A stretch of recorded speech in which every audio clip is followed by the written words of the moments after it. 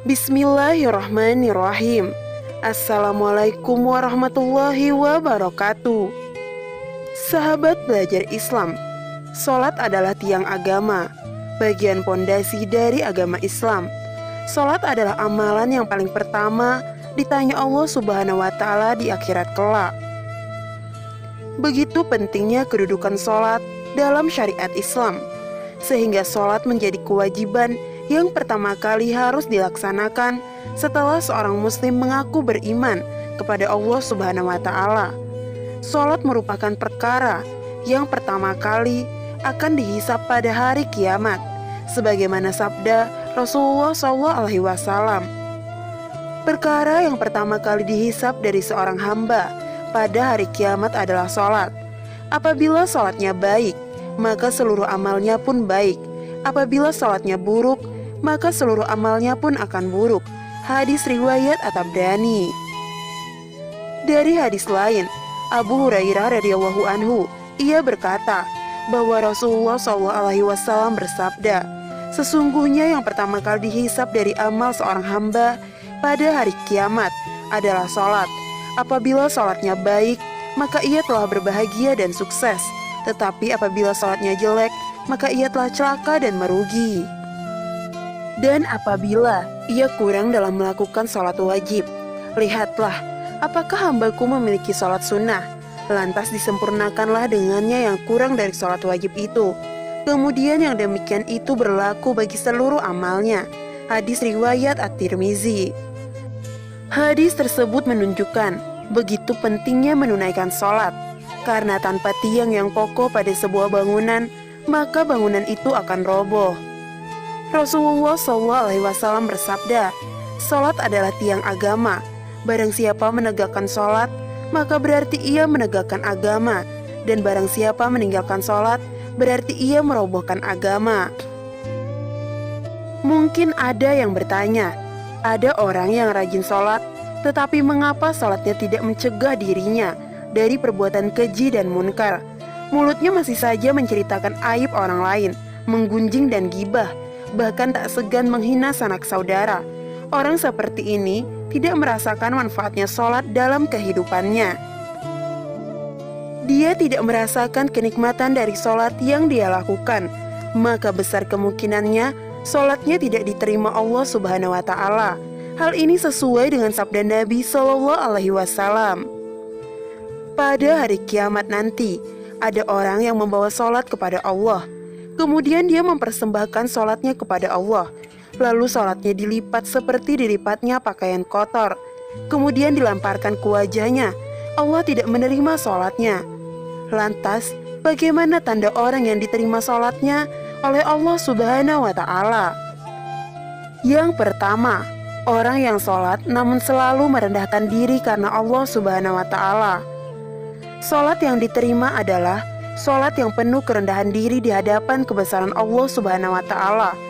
Orang yang merendahkan diri akan mampu merasakan khusyuk di dalam hatinya.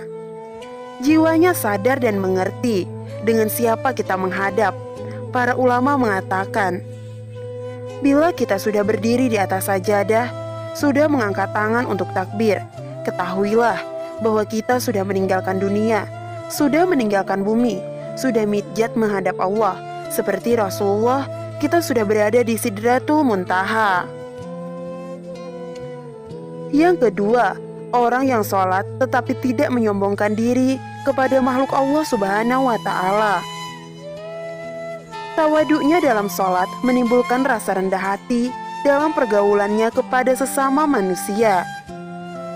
Kekuasaan tidak membuat ia sombong, karena ia tahu kekuasaan adalah milik Allah Subhanahu wa Ta'ala. Orang yang sholatnya diterima tidak akan merasa dirinya lebih tinggi daripada orang lain. Rasulullah SAW bersabda, tidak akan masuk surga orang yang di dalam hatinya ada perasaan sombong walau hanya sebesar debu. Hadis riwayat Muslim. Yang ketiga, orang yang tidak mengulangi kemaksiatan kepada Allah Subhanahu wa Ta'ala. Sekali waktu, mungkin kita pernah terjerembab dalam kubangan dosa. Ada yang mencuri, korupsi, makan uang riba, bahkan berzina. Lalu sholatnya membuatnya menangis dan mengemis kepada Allah dan memohon ampunan kepada Sang Khalik, lalu meninggalkan seluruh kemaksiatan itu. Yang keempat, orang yang di sholatnya mampu mengendalikan hawa nafsunya. Rasulullah SAW bersabda, barang siapa yang sholatnya tidak dapat menahannya, melakukan perbuatan keji dan munkar, maka sesungguhnya sholatnya hanya menambah kemurkaan Allah dan jauh dari Allah Subhanahu wa Ta'ala. Hadis riwayat Bukhari dan Muslim. Yang kelima, orang yang banyak berzikir. Seorang sahabat bertanya kepada Rasulullah SAW, ya Rasulullah, syariat Islam sudah banyak pada diriku. Ajarkanlah kepadaku sesuatu yang bisa aku pegang teguh selamanya. Rasulullah kemudian menjawab, usahakanlah lidahmu selalu basah menyebut nama Allah. Jangan biarkan lidahmu kering tanpa menyebut nama Allah.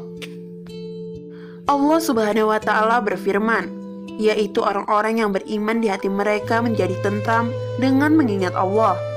Ingatlah, hanya dengan mengingat Allah hati menjadi tentram. Al-Quran Surah Ar-Ra'd ayat 28. Yang keenam, orang yang sholat menyayangi orang miskin. Orang yang dalam perjalanan, wanita yang ditinggal suaminya, dan mengasihi orang yang ditimpa musibah. Sholat yang dilakukannya membekas dalam kehidupan sebagai khalifah Allah yang saling menyayangi sesama manusia, membantu orang yang dalam kesusahan. Rasulullah SAW bersabda, orang yang dermawan dekat dengan Allah, dekat dengan manusia, dekat dengan surga, sedangkan orang yang bakhil atau pelit jauh dari Allah, jauh dari manusia, dan dekat dengan neraka. Sahabat belajar Islam, lihatlah diri kita, sudah selaraskah hati dan perbuatan kita dengan kewajiban sholat yang kita kerjakan?